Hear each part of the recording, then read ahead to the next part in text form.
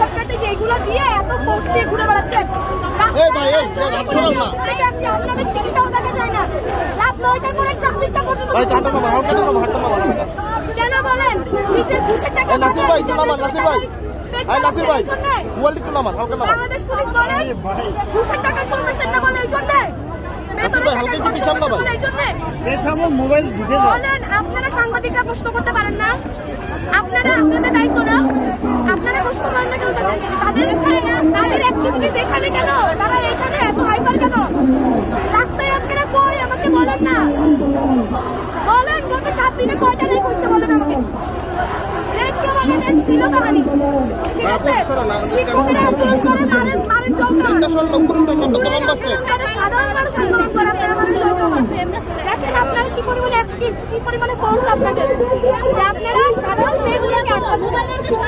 I wish একটা চিন্তাকারী আপনাদেরকে ধরতে দিতাম, আজকে এই আন্দোলন আমি সরাই নিয়ে যেতাম খোদার কসম।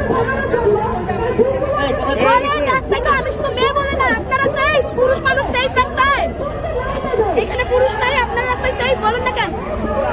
আপনারা সেফ ফিল করেন এই মুহূর্তে রাস্তায়? মুখ নাই আপনাদের, আপনারা কোরআনের মতো কথা বলেন না কেন?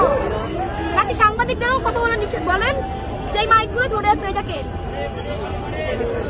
ডেইলি সায়েন্স, এটাকে বলেন আপনারা রাস্তায় কি সেফ ফিল করেন? আমি তো মেয়ে মানুষ, আমাকে বাঁচলাম, আপনি রাস্তায় সেফ? আপনার বউ রাস্তায় সেফ? কথা বলেন না কেন ভাই?